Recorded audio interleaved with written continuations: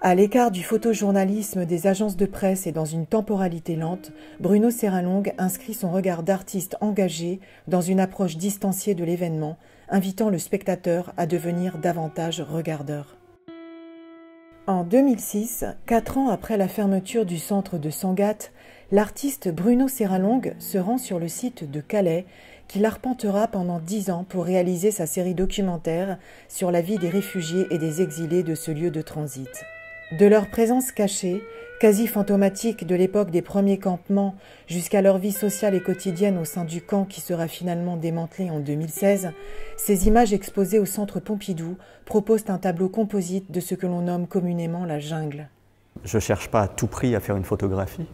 Donc, ce qui m'intéresse, c'est de discuter avec les personnes pendant un long moment et donc progressivement de me faire accepter ou non. Mais disons, il n'y a pas, l'enjeu de l'image n'est pas immédiat, ça intervient après. C'est aussi parce que j'utilise cet appareil photo grand format sur un trépied qui pose aussi d'emblée que je ne vais pas faire une image comme un journaliste de presse peut la faire. Souvent, les photographes de presse se considèrent comme des témoins d'un événement, c'est-à-dire qu'ils rapportent quelque chose qu'ils veulent le plus neutre possible. L'idée du témoignage, c'est j'ai vu quelque chose, mais je le raconte de manière la plus factuelle possible. Or, en fait, pour moi, effectivement, être à Calais ou dans d'autres situations, c'est pas du tout m'en faire un témoignage, c'est rapporter des images à charge, par exemple, là ici à Calais contre l'État qui gère de manière complètement inhumaine cette situation. Donc je ne suis pas dans un discours journalistique qui garderait un semblant de neutralité.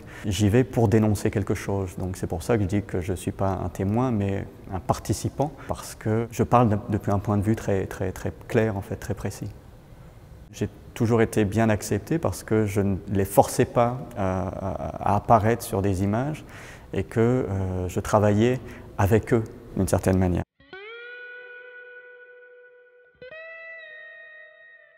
Dans les premières années, la nature était très présente puisqu'elle servait de lieu de refuge vraiment aux migrants qui se réfugiaient dans les bois ou dans les fourrés, pas très loin de la zone d'embarquement des ferries. Ces hommes étaient cachés dans le paysage, donc je ne pouvais pas l'éviter. Je pourrais les définir comme des photographies de paysage presque.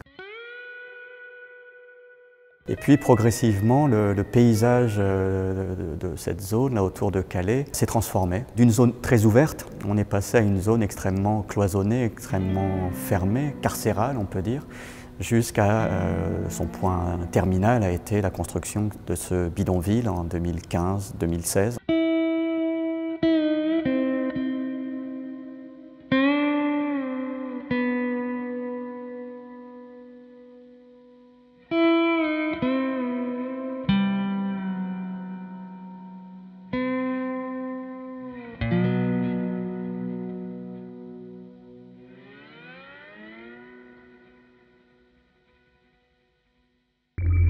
En octobre 2016 a lieu le démantèlement du bidonville et nous nous sommes attardés quelques instants sur une œuvre emblématique de Bruno Serralongue prise pendant cette période et constituant une mise en abîme de la représentation photographique. Cette photo, c'est l'avant-dernier jour du démantèlement du camp, donc c'est fin octobre 2016.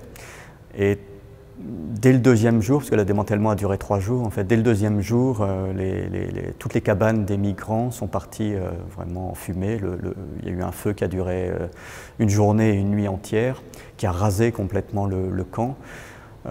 L'origine de ces feux est indéterminée, incertaine, mais c'est clair que ce sont certainement des migrants eux-mêmes qui ont mis le feu à leur cabane. Le feu s'est propagé très vite et a duré extrêmement longtemps. Et des images extrêmement dramatiques. Et aussi une vraie notion de danger, puisque dans toutes les cabanes ou presque, il y avait des bouteilles de gaz pour se chauffer, pour faire à manger.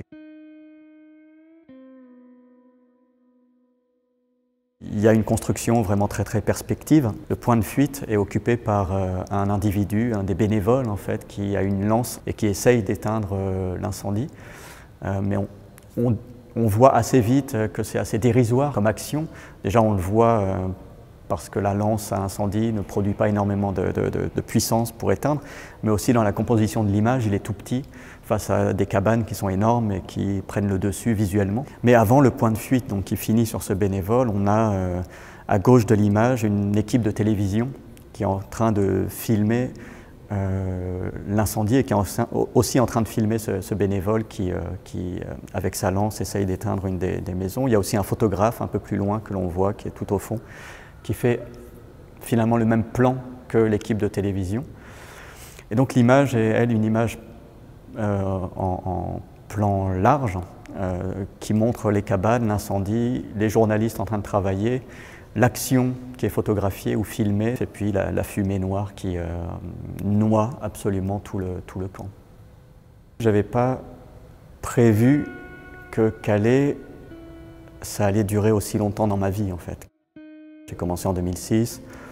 La dernière photo que l'on voit dans l'exposition date de 2018, mais c'est pour moi une série qui est toujours en cours, ou en tout cas elle aura un terme quand il n'y aura plus de migrants sur cette côte entre Calais et Dunkerque.